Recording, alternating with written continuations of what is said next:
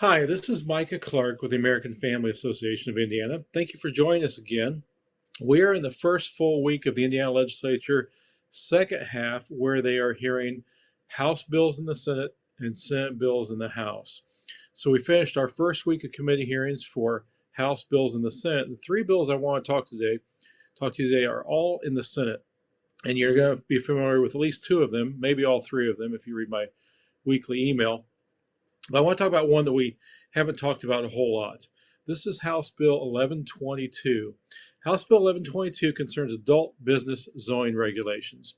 Current state law says that an adult business cannot be within 500 feet of a church, a daycare, a school, a child facility, a park, that type of thing, to protect families from the harmful secondary effects of adult businesses, which have been well documented for over 40 years. In fact, the U.S. Supreme Court has even recognized that these findings that cities have on the harmful effects of adult businesses, which are typically crime, sex crimes in particular, lower property values, and urban blight, are so consistent from city to city that when a city wants to pass a zoning ordinance, they don't have to conduct their own study.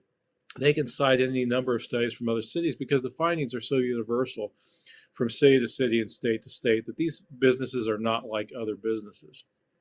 So what this bill simply does is that it gives cities guidelines on new definitions. It also says that this buffer that is in current law from 500 feet will be expanded to 1,000 feet.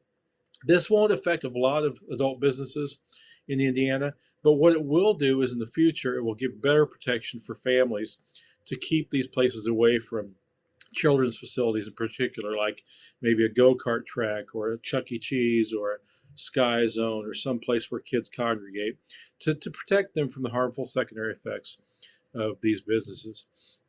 This bill was heard in the House Committee on Local Government. It passed unanimously 10-0, no opposition testimony. It passed the Indiana House with 84 votes. Would have gotten a few more had other legislators been there that day. I believe it got over 20 out of 30 Democrat votes. So it's a very strong bill, but it's getting tangled up in the Senate. So I would like for you to call your state senator, ask them to support House Bill 1122. This is an important bill for families, protects children. It's something the state needs to do. Many states have laws just like this with 1,000 feet. This is being drafted by experts who've worked in this field. It's constitutionally sound, it's legally sound, and it would be a good thing for families in those few cases where it happens. But it would also protect any city or town or locality in Indiana that doesn't have a zoning ordinance that their city has passed. So it would be a statewide issue that would be helpful to families. So please call your state senator at 239-9400, area code 317-232-9400. Ask them to support House Bill 1122. That's all you need to say. Say, I support House Bill 1122, protecting from the harmful effects of adult businesses. That's House Bill 1122. Next bill I want to move on to, you've probably heard about in the media. It's one of these issues the media loves, but it is a controversial bill to some, but not to you and me. In fact, the polling shows it's not controversial. Most parents support House Bill 1041. We call this the Fairness in Girls Sports Act. This prevents biological males from competing in girls' competitive sports in school. It's not fair to girls, many of whom are looking for scholarships to college, to have to compete with men, biological males, in sports. It gives men an unfair advantage. Transgender men, mentally confused men, that's what it is. They're dealing with a mental identity that forces them to dress differently, or they choose to take surgeries or drugs, but they still have a strong physical advantage over women. It's not fair to girls to have to compete with men. And I'm going to say this. This is the elephant in the room on this issue, so don't miss this. It's not come up very much, but I'm going to bring it up because it's obvious. If you cannot say that a girls' swimming pool, a girls' basketball court, or a field track cannot be designated by gender, then what By what logic can you say that a girl's locker room or a girl's shower can be designated by gender? If boys can compete in the girls' track and field event, or if they can compete on the basketball court or swimming pool, there's no logic to say that they can't use the girls' locker room and shower. And in fact, that's what's happening at the University of Pennsylvania with Leah Thomas.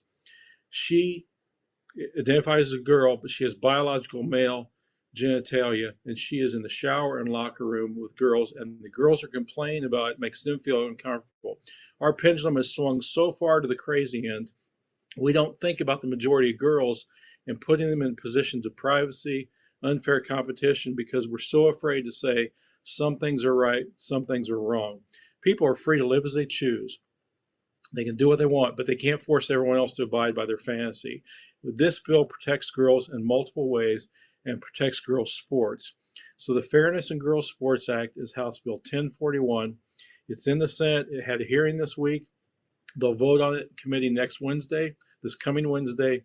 Then we'll go to the full floor.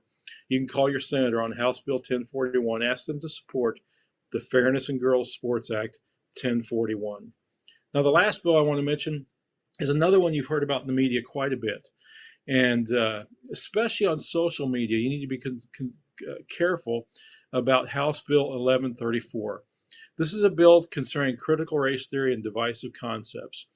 It prohibits the indoctrination of children, telling them that America is racist, fundamentally flawed, and that certain races are superior or inferior.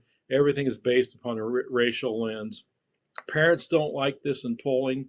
60 to 80% of parents are opposed to this when they realize what it means for their children. It is not good for America to teach kids to hate America, that we are a racist nation. Yes, we've had problems in the past. Yes, we try to correct them. But we don't teach kids that America is fundamentally flawed and everything happening and all the problems in America are based on racism.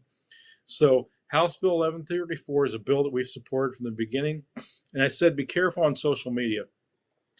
The House Republicans and Senate Republicans have made significant changes to House Bill 1134 to make this less burdensome on teachers concerning the rights of parents to review a curriculum.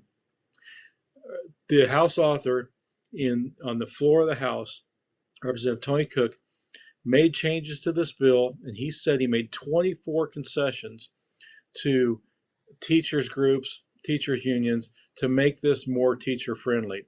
If you're reading out there that this bill requires posting of lesson plans, it does not anymore. There are numerous changes to this bill. The purpose is not to burden teachers, it's to empower parents. There's a lot of lies out there, and frankly, a lot of groups know the differences and they know the changes, and they're not telling people. They're letting people say things that aren't true. This bill does not ban books. There's a section of this bill that is also in Senate Bill 17 that's now before the House, if you want to call the House, about Senate Bill 17. That protects kids specifically from matter harmful to minors. That's also in 1134. Matter harmful to minors is defined in the law. That's not banning Huckleberry Finn, Catch-22, Catcher in the Rye, or any other classic work, Moby Dick, whatever. This is about pornography, and prosecutors know what this is about. Matter harmful to minors is sexually explicit material that would be prohibited from a child in an adult bookstore.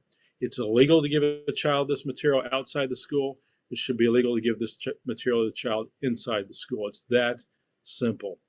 So Senate Bill 17 is that language alone, and House Bill 1134 is that language plus the divisive concepts language and rights for parents to review curriculum and processes for them if they have concerns about things being taught. House Bill 1134 is going to change quite a bit. I don't know exactly how. There will be amendments to it. They will probably move it more in a teacher-friendly, if you will, direction while keeping the protections for parents. But House Bill 1134 is under attack and it needs your support. So call your senator about House Bill 1134 at 317-232-9400. And on Senate Bill 17, also before the House Education Committee, which is just the section on obscenity or on matter harmful to minors, that would be 317-232-9600. You can find all your legislators and find out who they are online at the Indiana General Assembly website. But again, the key bill today that really needs some phone calls that they're not hearing about that has to happen is House Bill 1122. It's been assigned to the Senate Judiciary Committee, concerns adult business regulations. It's a simple bill in one way. It really doesn't do a great number of things. Again, it had no opposition in the House committee, passed unanimously in the House committee, passed with 84 votes on the House floor. It needs to pass in the Senate. Please call your state senator about House Bill 1122, protect children at child care centers, child facilities from the harmful effects, secondary effects of sexually oriented businesses. So House Bill 1122, House Bill 1041 on girls' sports, and House Bill 1134 on divisive racial concepts in schools. So those are 3 bills we can take and work on this week. I encourage you to sign up for our email. If you don't get that, we'll talk more about that in our weekly email. On Wednesday, you can sign up for that on our website at afain.net. Again, thank you for watching these videos. I'm amazed at how many people are watching me. I thank you for enduring that. It means a lot. I've gotten a lot of comments online about this, and I just appreciate that. I'm glad these are helpful.